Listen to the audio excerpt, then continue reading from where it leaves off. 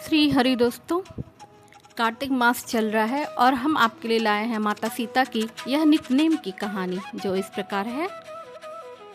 माता सीता की यह रोचक लोक कथा आपके धन के भंडार भर देगी। यह कहानी सीता माता कहती थीं और श्री राम इसे सुना करते थे।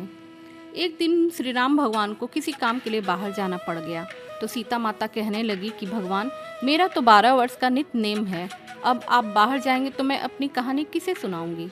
श्री राम जी ने कहा कि तुम कुएं की पाल पर जाकर बैठ जाना और वहाँ जो औरतें पानी भरने आएंगी उन्हें अपनी कहानी सुना देना। सीता माता कुएं की पाल पर जाकर बैठ जाती हैं। एक स्त्री आई, उसने रेशम की जरी की साड़ी पहन रखी थी और सोने का घड़ा ले रखा था। सीता माता उसे देख कहती हैं कि बहन, मेरा 12 वर्ष का नितनेम सुन लो। पर वह स्त्री बोली कि मैं तुम्हारा नितनेम सुनूंगी तो मुझे घर जाने में देर हो जाएगी और मेरी सास मुझसे लड़ेंगी। उसने कहानी नहीं सुनी और चली गई। उसकी रेशम जरी की साड़ी फट गई, सोने का घड़ा मिट्टी के घड़े में बदल गया। सास ने देखा तो पूछा कि ये किसका दोस्त अपने सिर लेकर आ गई है। बहू ने कहा कि कुएं पर एक औरत बैठी थी, उसने कहानी सुनने के लिए कहा लेकिन मैंने सुनी नहीं, जिसका यह फल मिला। बहू की बात सुनकर अगले दिन वही साड़ी और घड़ा लेकर सास कुएं की पाल पर गई। सास को वही माता सीता बैठी मिली तो माता सीता ने कहा कि बहन, मेरी कहानी सुन लीजिए। सास बोली कि एक बार छोड़, मैं तो 4 बार कहानी सुन लूंगी। राम आए, लक्ष्मण आए, देश के पुजारी आए, नित नेम का नेम लाए, आओ राम बैठो राम, तपी रसोई जियो राम, माखन मिश्री खाओ राम, दूध बतासा पियो राम, सूत के पलका मोठो राम, साल दुसाला पोठो राम, साल दुसाला ओढ़ो राम, जब बोलू जब राम ही राम, राम संवारे सबके काम, खाली घर भंडार भरेंगे, सबका बेड़ा पार करेंगे, श्री राम जय जय राम।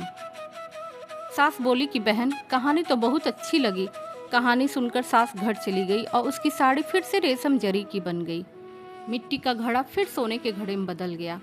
बहू कहने लगी, सासू माँ, आपने ये सब कैसे किया। सास ने कहा कि बहू, तू दोष लगा के आई थी और मैं दोष उतार कर आ रही हूँ। बहू ने फिर पूछा कि वह कुएं वाली स्त्री कौन है। सास बोली कि वे सीता माता थीं।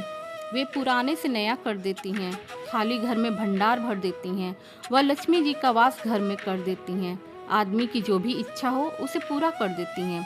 बहू बोली कि ऐसी कहानी मुझे भी सुना दो। सास बोली कि ठीक है, तुम भी सुनो, और सास ने कहानी शुरू की।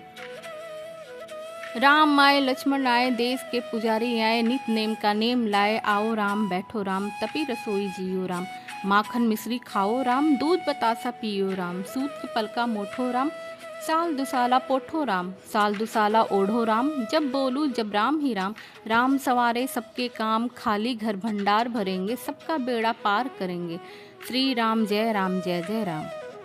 कहानी सुनकर बहू बोली कि कहानी तो बहुत अच्छी है। सास ने कहा कि ठीक है, इस कहानी को रोज कहा करेंगे। अब सास बहू रोज सवेरे उठती, नहाती धोती और पूजा करने के बाद नित नेम की सीता की कहानी कहती। एक दिन उनके यहाँ एक पड़ोस की औरत आई और बोली कि बहन, जरा सी आँच देना। तो वह बोली कि आँच तो हमने अभी जलाई ही नहीं। पड़ोसन ने कहा कि तुम सुबह 4 बजे से उठकर क्या कर रही हो। फिर उन्होंने कहा कि सुबह उठकर हम पूजा करते हैं, फिर सीता माता के नितनेम की कहानी कहते हैं। पड़ोसन ने उनकी बात सुनकर फिर कहा कि सीता माता की कहानी कहने से तुम्हें क्या मिला। वे बोली कि इनकी कहानी कहने से घर में भंडार भर जाते हैं, सारे काम सिद्ध होते हैं, मन की इच्छा भी पूरी होती है। पड़ोसन कहती है कि बहन, ऐसी कहानी तो मुझे भी सुना दो। फिर वह बोली कि ठीक है, तुम भी यह कहानी सुन लो। फिर उन्होंने उसे कहानी सुना दी। सारी कहानी सुनने के बाद पड़ोसन कहने लगी, बहन, कहानी तो मुझे बहुत अच्छी लगी। अब वह पड़ोसन भी नितनेम सीता माता की कहानी कहने लगी। कहानी कहने से सीता माता ने पड़ोसन के भी भंडार भर दिए। अब तो पूरे मोहल्ले में नितनेम की कथा चल पड़ी। हर किसी की मनोकामना पूरी होने लगी। हे सीता माता, जैसे आपने सब